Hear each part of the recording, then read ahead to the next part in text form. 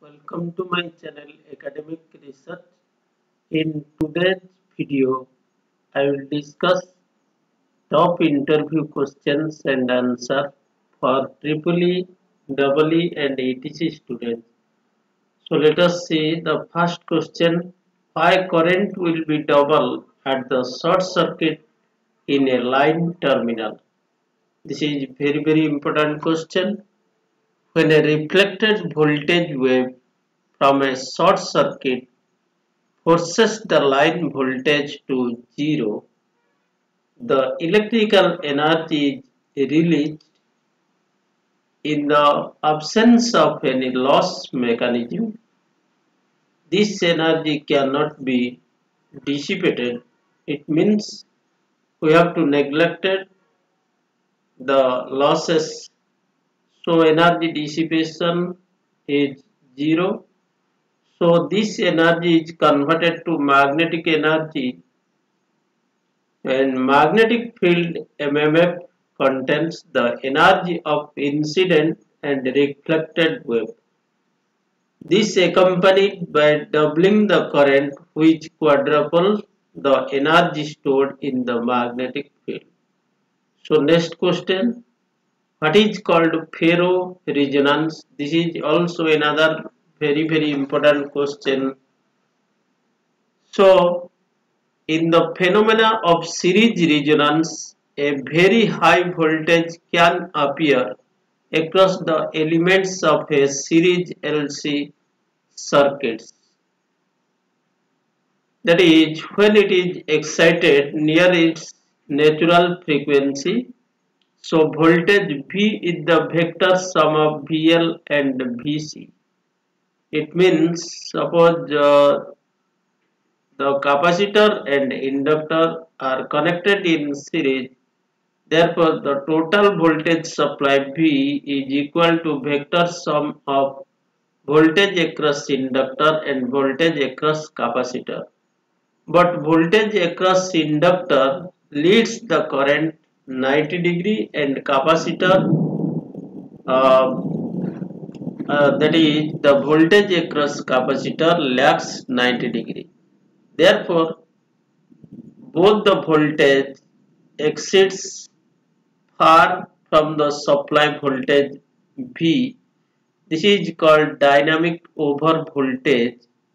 Such resonance conditions are called ferro resonance, and generally this is happened during re-energization and de-energization of a power transformer. So let us see, this is the primary winding of a transformer and this is the ground neutral. Then what happens? Then this is, let us assume that this page is closed, this pole is closed and these are open.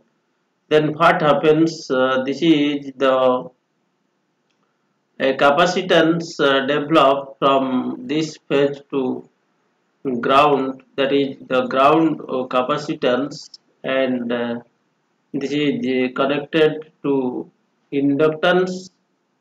So this capacitance is also connected to inductance. Therefore, in this case, the ferro resonance condition appears. What is the next question is what is Bill? The voltage withstand strength is expressed in terms of basic insulation level is called Bill and BSL. It means in case of insulation coordination, so there is a voltage withstand capacity for each and every electrical equipments, and that is called Bill or voltage withstand strength expressed in terms of basic insulation level. It is the abbreviation for basic insulation level, was originally related to short duration lightning, But modern practice confines build to basic lightning impulse insulation level and introduces newer BSL refers to basic switching impulse insulation level. So now it is called basic switching impulse insulation level. For example, for a 13.8 kV system, the bill is 95 kV. The next question, what is called suppression? Explain with an example. Suppression means that is nothing but the current suppression. The current carried by a power switch does not cease though the contacts are separated. Here the power switch is nothing but the circuit breaker. Uh, it means the current carried by a power switch does not cease though the contacts are separated. In case of some short circuit, let us assume that the contacts are separated, but what happens? The current is not cease or not becomes zero immediately. Rather, current continue to flow in the form of arc until it reaches the periodic zero. But due to some current suppression devices of circuit bring the current zero abruptly and prematurely against natural current zero. It means before going to natural current zero, we have to bring the current prematurely or abruptly by some current suppression devices. This phenomena is called current chopping and an example of current suppression. Then what happens if the current chopping takes place? It gives abnormal voltage due to release of trapped magnetic energy. Generally, it is observed when a transformer is switching or when a reactor is disconnected. This current flows in transformer winding and stores in core. Though it is 1% of the full load current, still it is considerable due to high magnetic inductance. So the current does not cease immediately because the high inductance or self-inductance of the winding opposes any change in current and also have no closed path for the flow of current. This current diverted to transformer side capacitor, so energy transform from magnetic field to electric field. So this is the transformer and this is the reactor. This is the switching of transformer. When switch is closed, this thing happens, and this is the reactor. When it is disconnected from the supply, then it is also happens. Then what is called Ferranti rise? So Sir S.Z. Ferranti in the year of 1890 came up with an astonishing theory about the medium distance transmission line or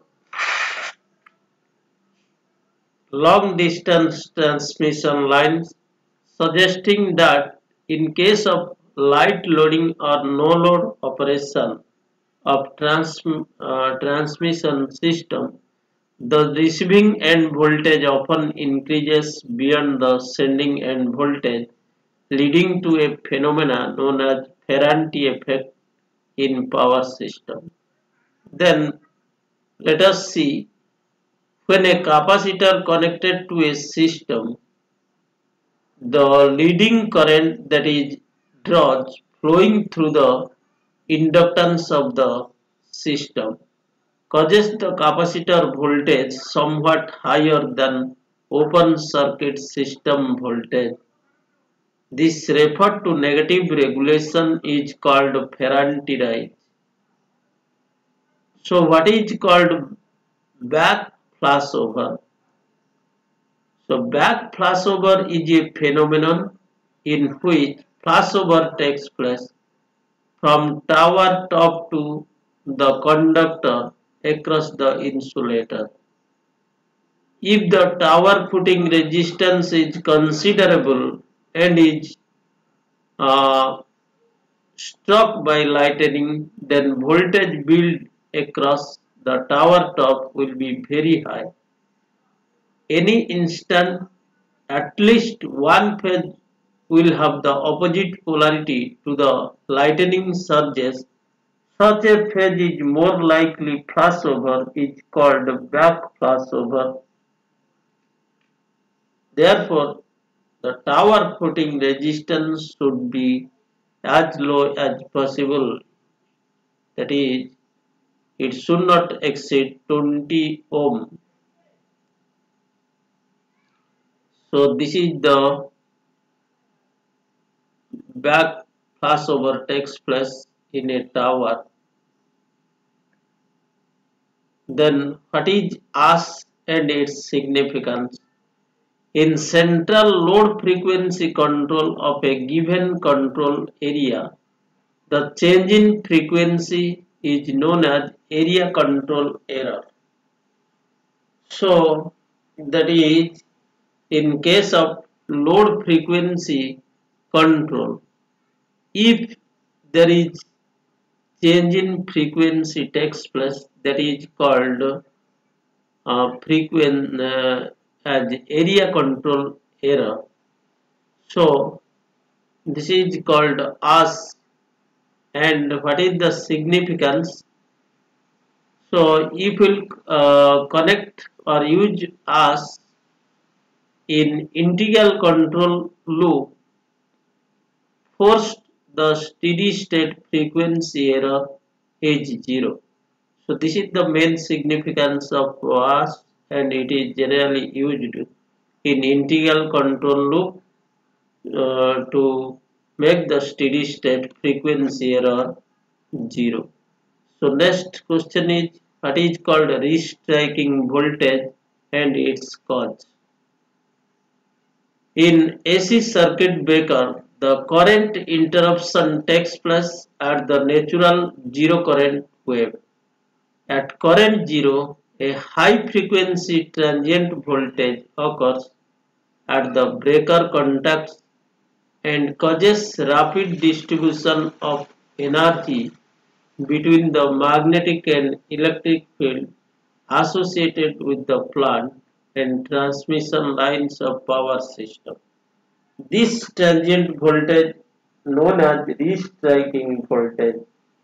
Then what is the cause why this restriking voltage occurs? So this occurs if the rate of rise of recovery voltage exceeds the rate of build of dielectric strength in the medium between contacts. So breaker will unable to hold up the voltage. So reignition takes place. This occurs in another half cycle is called restriking voltage. So next question. So this is the restriking transient voltage, this is the recovery voltage, and this is the arc voltage. The next question, what is called kilometric fault or short line fault? So this is also very important question. If the fault occurs in between the distance of few kilometers or a few tens of kilometers from the circuit breaker is called kilometric fault. So this is the circuit breaker and this is the supply side voltage and this is the sending that is fault side voltage. So here the fault occurs. So such a fault characterized by high frequency of striking voltage depending on line length and fault location. The interruption of fault current due to kilometric fault on overhead lines imposes a serious duty on the circuit breaker. Serious because transient recovery voltage across breaker terminals accompanied by a high frequency line side component. So reduction of fault current due to inductance of short circuit line is only slightly less than that of a terminal fault. So transient voltage of a short circuit line is proportional to the magnitude of fault current and frequency and is inversely proportional to length of the short circuited line. So after the fault current interruption, the voltage drop along the line is left behind in the form of line charge. These charges decay in the form of traveling waves oscillating at its natural frequency. The rate of rise of this oscillation is quite high owing to effective surge impedance of the short-circuited line. Therefore, RRV, that is the rate of rise of recovery voltage after interruption of short line fault is very high compared to terminal fault. So the next question, why the footing resistance of a tower should be low? The voltage across the line insulation greatly influenced by tower footing resistance. If the footing resistance is low, the voltage will be low. That is, the voltage across tower top is very low.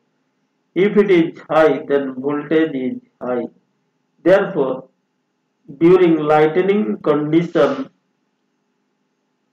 if the tower footing resistance is high, it becomes more dangerous. Therefore, it must be less than 20 ohm in any condition. Thank you very much for watching this video.